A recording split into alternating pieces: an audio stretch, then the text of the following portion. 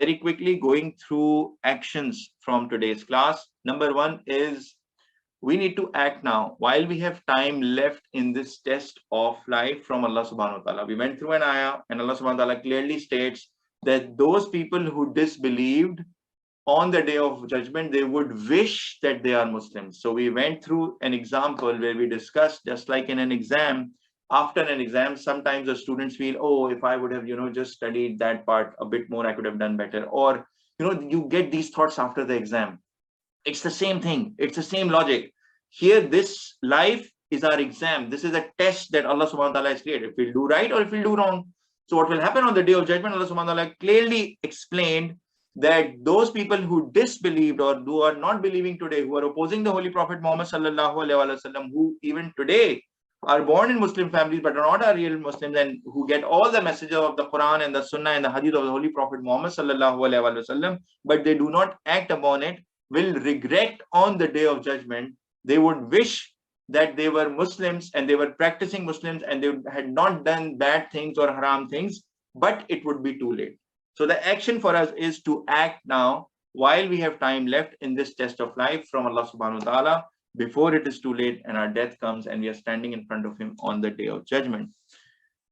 Action number two, don't get distracted with the attractions of this world and whispers of shaitan. We have to seek guidance and be on the right path. A lot of the time we get this, I am so busy, I have so much to do and all of this, and yes, I will do this and I'll start praying and I'll start studying Quran and all of these things later on, whatever. The thing is, this life, and here there are lots of attractions that take a lot of our times. So, and there are these whispers of shaitan that keep on coming us to distract us. So for us, we have to pray to Allah subhanahu wa ta'ala for guidance and be on the right path by practicing. And then Allah subhanahu wa ta'ala, and between the conversation between Iblis and Allah subhanahu wa ta'ala that was narrated down, it was clear that Iblis will only mislead those people who are not following, who will go astray. So what he will do is he will make evil deeds look good to them.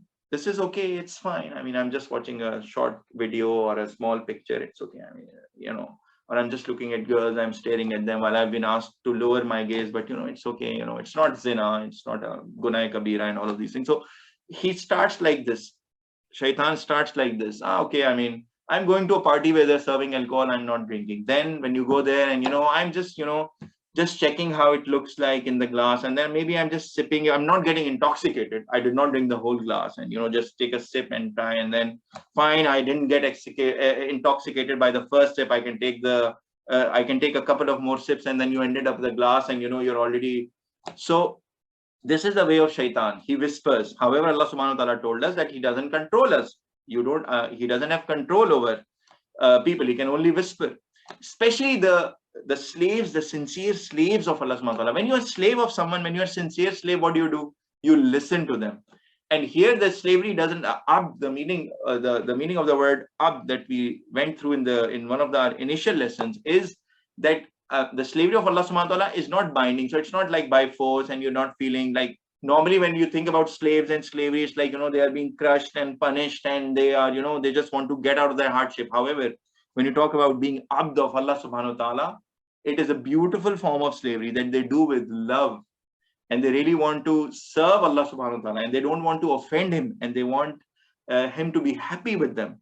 So they are so much, they are following all his guidance. They're always conscious of Allah subhanahu wa ta'ala. So this is what we need to pray to Allah subhanahu wa ta'ala, even for protection. There's so many fitnas around us. There are so many things around us that we get spread with, that we get bombarded with. Even if you're just checking a simple email, if you're just checking simple communication apps or social apps, things pop up from left, right, and center, and shaitan is trying to hook you in on that dirty stuff or stuff that you're not supposed, or shameful things that come in front of you that you're not supposed to really look at. But that's how his way of attracting and hooking and pulling us in. So we should pray, and it is very important that we pray to Allah subhanahu wa ta'ala for his protection. We only get guidance when Allah subhanahu wa ta'ala blesses us with guidance. So pray to Allah subhanahu wa ta'ala to be amongst his sincere slaves, and follow the guidance in Quran and the Sunnah and Hadith of the Holy Prophet Muhammad sallallahu alaihi wasallam. This marks the end of today's lesson. Are there any questions, any comments before we close today's class? Okay, nothing. So subhanallahi wa bihamdihi, subhanakallahumma wa bihamdika, ashhadu an la ilaha illa anta, astaghfiruka wa atubu ilaik. Purity belongs to Allah and all praise be to Him. Purity belongs to you, O Allah, and all praise be to you. I bear witness that there is none worthy of worship besides you. I beg forgiveness from you and I repent before you. Assalamu alaikum wa rahmatullahi wa barakatuh, my dear brothers. Inshallah, I will see you guys next week, same time.